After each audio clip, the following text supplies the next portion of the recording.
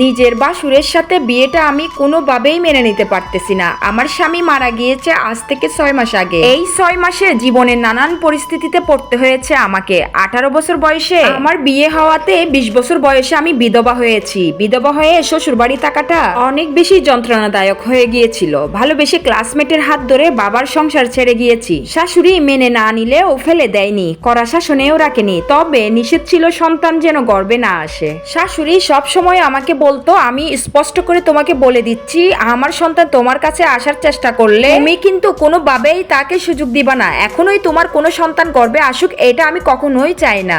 আমি শাশুড়িকে বললাম, মা ও তো আমার স্বামী, আমি ওকে তো ওর অধিকার থেকে বঞ্চিত করে রাখতে পারি না। তাছাড়া আমি ওকে কতদিন আটকে রাখবো? ও যদি জোর করে আমার কাছে চলে আসে তাহলে হয়তো বা কোনোদিন আমার গর্ভে তার সন্তান চলে আসবে। আর আপনিই বা কেন আমাকে সন্তান নিতে নিষেধ করছেন? আপনার ছেলে আমাকে বিয়ে করছে, আমাদের সন্তান হলে সেটা তো আর অবৈধ হবে না। আমার শাশুড়ি মুহূর্তেই বলল, কোনটা বৈধ কোনটা অবৈধ সেটা নিয়ে আমি তোমার সাথে তর্ক করব না। আমি যেটা বলছি সেটা তোমার মাথায় রাখতে হবে, না হলে কিন্তু আমি তোমাকে এখানে থাকতে দিতে পারবো না। কেন আমাকে সন্তান নিতে দিবে না আমার শাশুড়ি, সেটা আমি সেই দিন বুঝতে পারলাম না। আমাদের বিয়ের 6 মাস পরে হুট করে আমার স্বামীর ডেঙ্গু হলো। কত ওষুধ, কত চিকিৎসা, কত কান্নাকাঠি, তবু কিছুই ফেরাতে পারলো না আমার স্বামীকে। মৃত্যুর শেষ সময়ে আমার স্বামী আমার শাশুড়িকে হাত ধরে বলেছিল, মা আমি আমার বউকে রেখে গেলাম তোমার কাছে, ওকে সাবধানে দেখে রেখো, অনেক বর্ষা করে তোমার কাছেই দিয়ে যাচ্ছি, যদি শেষ বিচারের দিন সুযোগ হয় তাহলে আমি আমার আমানত তোমার কাছে দাবি করব। আমার শাশুড়ি তখন বলেছিল,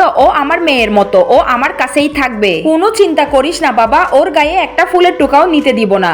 আমার স্বামী মারা যাওয়ার পর আমার শাশুড়ি এইভাবে আমানত রক্ষা করবে সেটা আমি ভাবতেও পারিনি।